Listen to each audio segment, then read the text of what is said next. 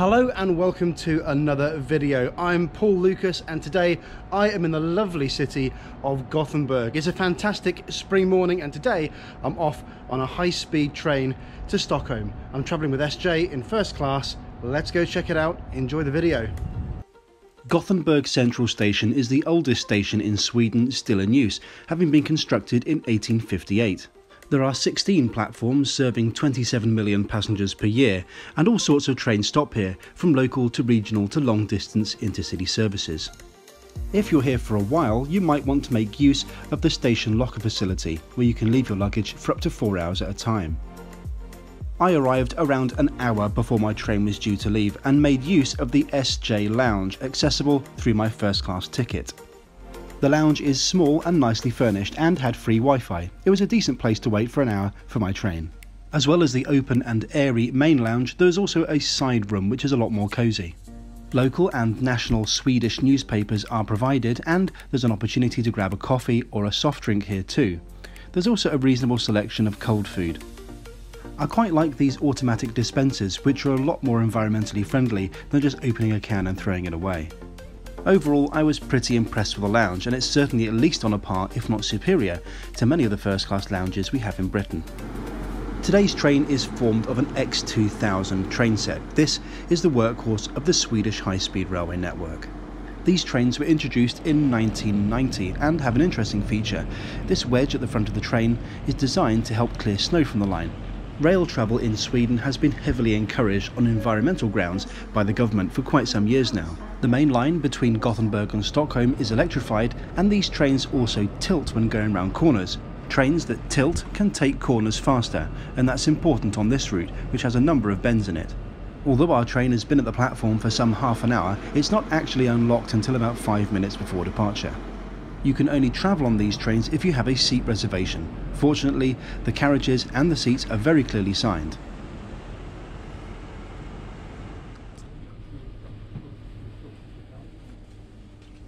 We would like to welcome you to SJ Fastern 430 bound to Skövde, Katrineholm and Stockholm Central.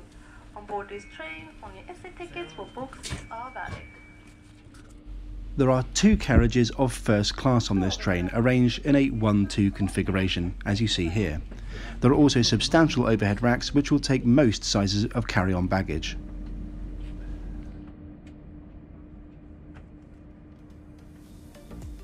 As we leave Gothenburg Central Station, let's take a quick look at the route that today's train will cover.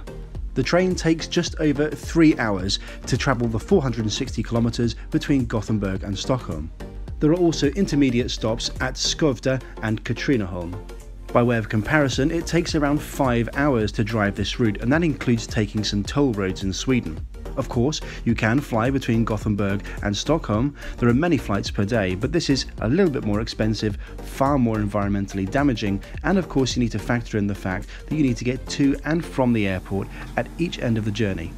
To me, it's clear that the train is easily the best value option of the 3, and of course there's fantastic scenery from as soon as you leave Gothenburg. Talking of value, let's have a look at how you get tickets for this particular service.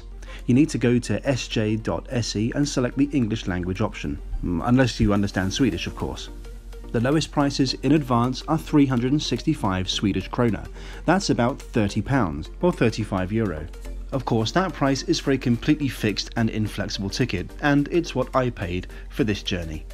The best thing about the booking engine is the fact that you can select your seats off a detailed plan, showing where the windows are and which direction the train travels. Seats 6, 12 and number 10, as shown here, all have excellent window views, as you can see. The legroom on these trains is very generous in first class, and I had absolutely no problems stretching out. There's also a generous storage pocket at the back of the seat which holds this MacBook Air, and a cup holder and coat hook. There's also a blind which can be pulled down here, which extends all the way down the window in case the sun becomes a problem. There's also a large and very sturdy fold-down table, perfect to work from. Of course, there's no point having your laptop on the train unless you can actually power it, and there's a good power socket located just down to the side of the seat. The small console by the side of the seat here houses an inoperable entertainment function, but also controls the reading light above the top of your seat. There's also free Wi-Fi on board these trains. I was able to get connected with no problem and thought the speed was pretty good. I was able to get some work done and stay connected with social media, both Twitter and Instagram. I do recommend that you follow me on these platforms, especially Instagram, where I live blog all of my trips in real time using the stories function, just like this.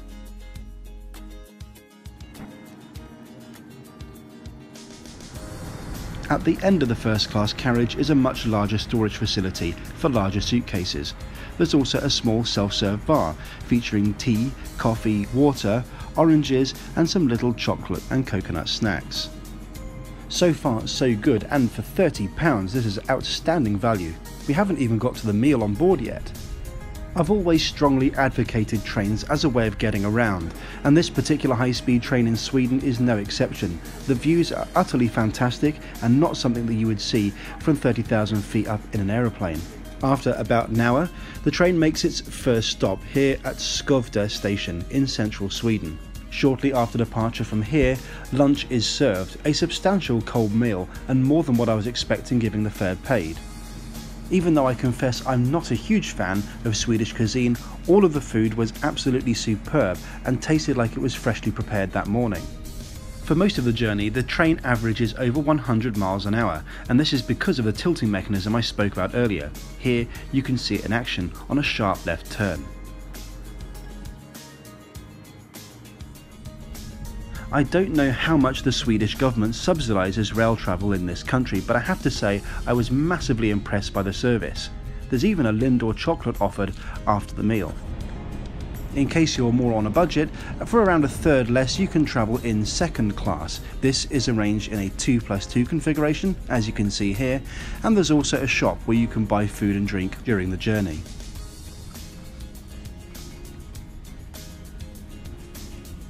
Even though second class doesn't come with the bells and whistles that my first class fare does, it still looks like a very reasonable and civilised way to travel.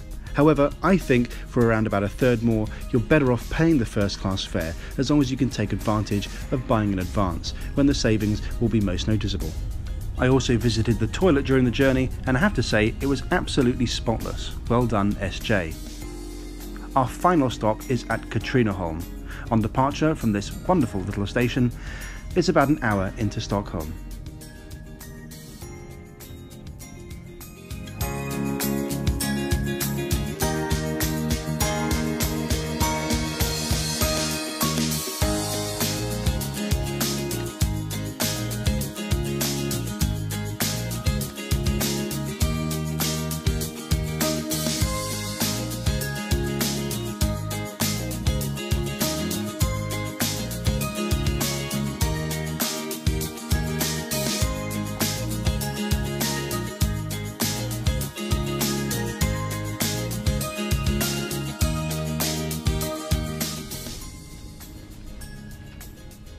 Arrival into Stockholm was at 1:32 p.m, bang on time. I was extremely impressed with SJ Swedish Railways. This is one of the best and most efficient high-speed train services I've ever used anywhere. I also thought the fare of 365 crowns was outstanding value for the product that I received. I think that if you have to make a journey between Gothenburg and Stockholm, you must do it by train. It's an outstanding way to travel. For those of you already subscribed to my channel, you probably know what I was doing in Stockholm.